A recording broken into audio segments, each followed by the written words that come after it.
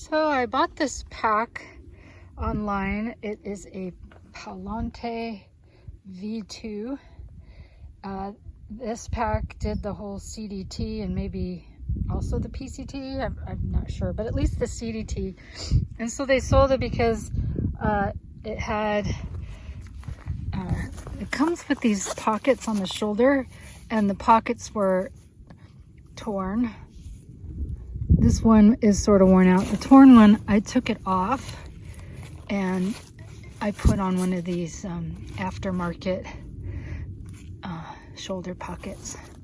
I also ordered some stretchy material, and my plan is to actually take both of them off and replace them. And another thing that they had done is they had sewn this pocket. I guess they thought this pocket was looser than the other one, and they said their water bottles would fall out.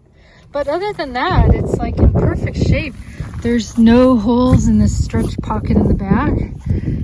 I like the stretch pocket. It's really durable material, and it's not too stretchy, so you can it stays tight when you fill it full of stuff. The pack itself doesn't have a lot of features. It has this interesting little hook. Instead of a plastic snap, it's a metal hook. So that's pretty durable. The webbing is really durable. I added load lifter. So everybody, or a lot of the reviews online said they really wished it had load lifters. And so far on this trip, my pack weight is really low. And so I really didn't need any load lifters. But as soon as I put the 2.5 liter bottle of water in there, I could feel it falling away from my back. So I did tighten the load lifters a little bit, and that was very helpful to just keeps the weight over your back, over your center of gravity. And then it's got this little bungee, which I guess it hooks to this little thing here, so you can I don't know, hook things to it, or you could stick your umbrella in the pocket and this will hold your umbrella, or you could put your socks on there to dry or something. I wish I had two of them because it's pretty useful. I've hooked my Zoleo to the hook because this actually comes off a lot unless the pack is filled up, and then it'll stay put. But as soon as you start taking things out, it'll unhook itself, and I don't want to lose my Zoleo. I don't have much in the side pockets because I haven't been carrying a lot of water, but I guess each side pocket holds 2 smart water bottles, so 4 liters. And then the other interesting feature that it has is on the bottom of it, it has a pocket, and yeah, stuff sticks to it. It's a Lycra pocket, has a big opening on this side that you can stick your hand in and pull out snacks. And then on this side, your left hand has a little hole, and you can put your wrappers in there. So I tried that out, and it works out pretty good. Of course, you know, if you put potato chips or something in there, you're gonna crunch them. So it's not the greatest design, but you know, for people who are gonna hike all the time and not be sitting and putting their pack down, it works great because then you don't have to stop. You could also put a jacket in there, like a really lightweight jacket or hats or something, and have it within easy reach and not have to stop and fuss around. And then the other thing is that it has no hip belt. It originally comes with hip belts that's stashed inside the pockets, and they had cut them off.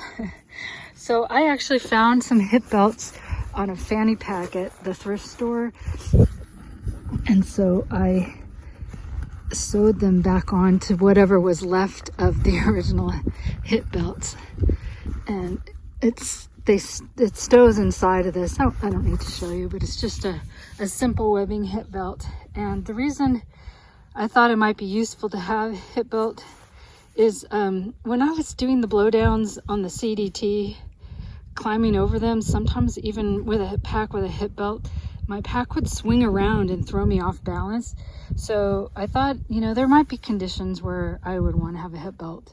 And even just a simple webbing hip belt can take some of the weight off of your shoulders. This pack is designed not to carry very much weight. I have about, I think about 6 or 7 pounds of gear, but a lot of my gear is in my fanny pack.